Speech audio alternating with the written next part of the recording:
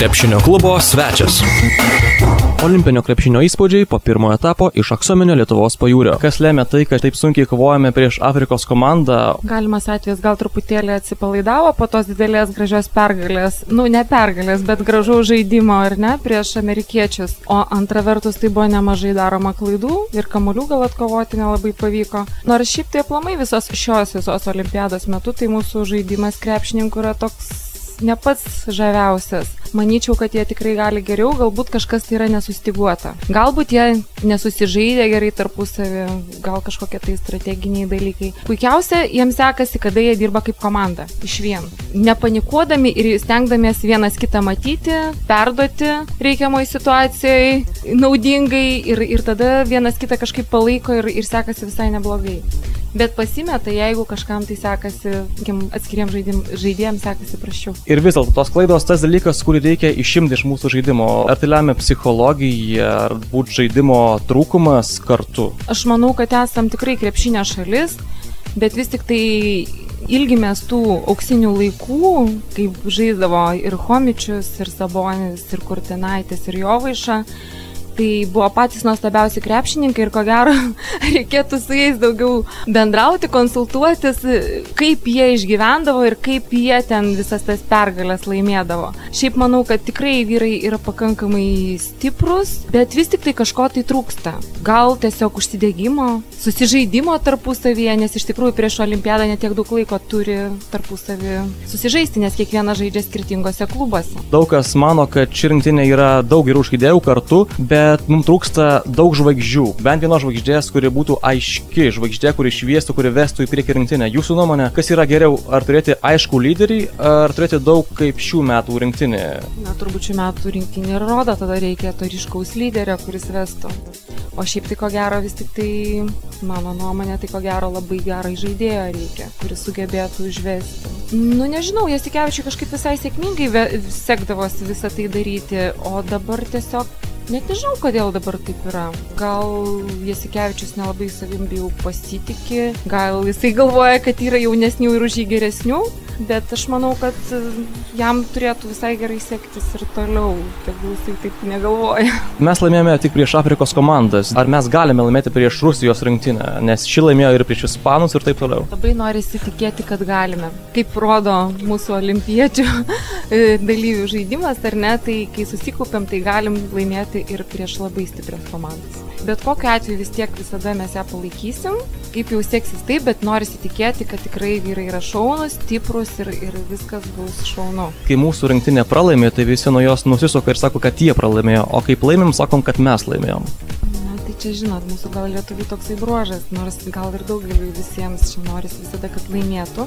Tai yra visiškai natūralu, ar ne, to labiau, kad mes esam pripratę prie krepšinio pergalių ir tie mūsų krepšininkai, tai Lietuvos garsintojai, puoselėtojai, viskas yra tvarkoje ir ne visada galima laimėti. O kai pralaimi, tai ką padarysi? Matot, pasitaiko kartais tokių varžybų, kad tiesiog, liūdna žiūrėti, tai tada ir kai kas galbūt ir pyksta ir keikia, bet šiaip tai iš tikrųjų tai yra normalu. Visada būna, kad laimėsi, bus, kad ir pralaimėsi. Bet koks sportas, aišku, yra vertas pagarbos ir visi žmonės, tiek Aušra Skujytė ir nežinau, ir Alekna, visi, tai vis tiek, bet kuris sportininkas vertas pagarbos iš tiesų, bet krepšinis tai vis tiek yra krepšinis. Aš manau, kad tikrai viskas bus gerai. Jeigu šioje olimpiadai neteko sužibėti, tai sekančiai tikrai sužibėsim.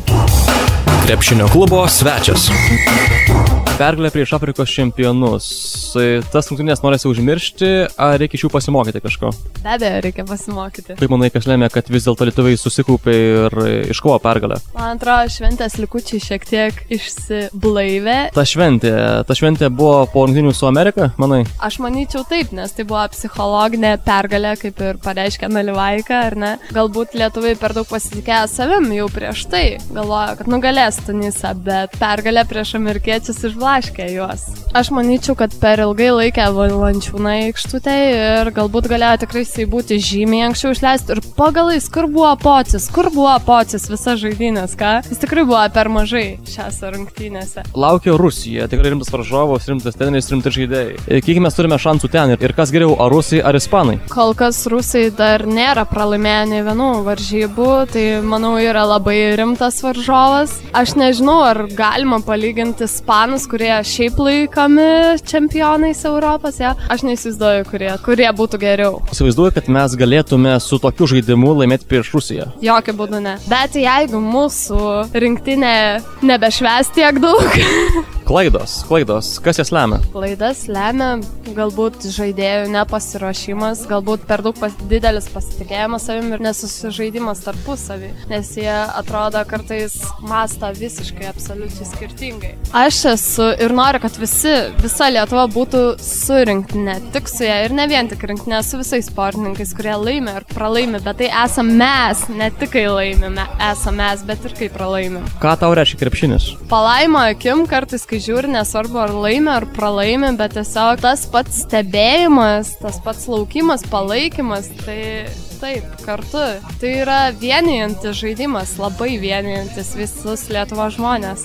Moterys, ar jos žiūri daugiau į krepšininkų kūnus ar į patį žaidimą? Na, gal čia yra 50-50. Vienas labiau žiūri į kūnus, o kitom labiau patinka pati technika žaidimo, visi deriniai ir panašiai. Krepšinio klubo svečias. Taigi, pergalė ir mes žaisime prieš Rusiją sekančiame etape. Kaip manote, kas būtų geriau, ar Rusija, ar Ispanija?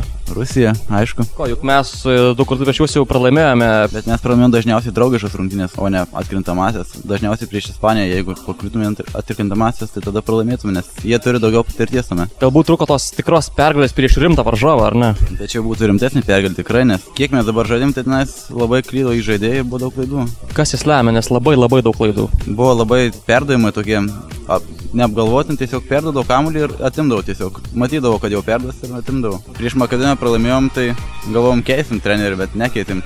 Nes atsimenu, kokį mes ten trenerį turėjom, kai pralaimėjom prieš italus ar prieš ką mes ten. Pralaimėjo jo rinktinį ir tada jį pakeitė iš karto, o dabar Kemzūrą paliko. Jo deriniai, pernai buvo, kad 2 žaidėjai derinį daro, dabar jau maždaug 3 bando jungti. Gal nušlifuos dar tuos derinius, bet prieš Rusiją. Dabar Rusai labai suskaupė, stebėjo rungtynės, gali būti problema. Tavo nuomonė, kur rinktinė yra geresnė? Ar su Šaru, ar be jo? Tai su Šaru aišku yra geriau, nes jis turi daug patirties, yra čempionas, buvęs daug kartų. Bet jis dabar taip klaidų irgi padaro. Mums biškai dabar po krepšinių aukštų ūgių trūksta.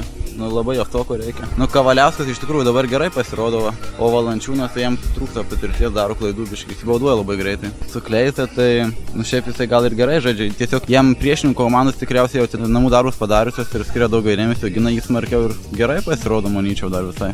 Būtų tai verta laikyti. Aš kaip pasivėjau, jį siunčia dažniausiai, kad labiau gintis reikia prieš greitesnį varžovą, o šiaip tai jis labai gerai pasirodė, iššovė tada, kai reikėjo, tiesiog suteikė komandai tos agresijos tokios ir pakilėta komanda labiau buvo. Tik manot, vyrai, ar mes turim šansų prieš Rusiją? Turim, tikrai prieš Rusiją. Buvo čempionai tik vieną kartą, man atrodo, ir šiaip Lietuva dažniau pakliūna į pusfinalius negu Rusija ir manau, mes turim daugiau patirties tame ir žiūrėsim, kaip sužais treneris ir komanda.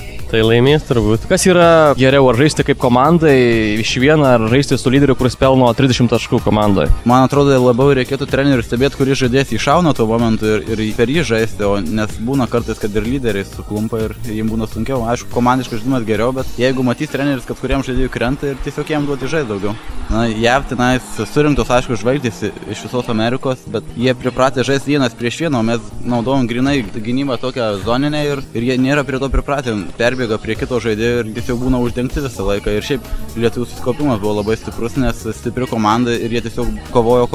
Aišku, Amerika buvo stipresnė, o prieš silpnesnės komandas kažkaip lietuviai atsipalaidavę būna ir visą laiką iš pradžių prasileidžia labai daug metimų. Ir kaip čia pas mus yra Lietuvoje, kad jeigu pralaimim, tai pralaimi žaidėjai tie 12, o jeigu laimim, tai laimi 3 milijonai. Nebūtų Lietuva, kaip sakant, visada Lietuva, taip, tad aš kažkaip visada, jeigu pralaimim, tai pralaimim mes, jeigu laimim, tai laimim irgi mes. Nežinau, aišku, daug yra žmonių, pavyzdžiui, būtent stebėjome rungtynės, matėme, kad vyrai keikia rinktinė, kai pralaimi keliais taškais, o kai va išsiveržia, jau mes žaidžiame.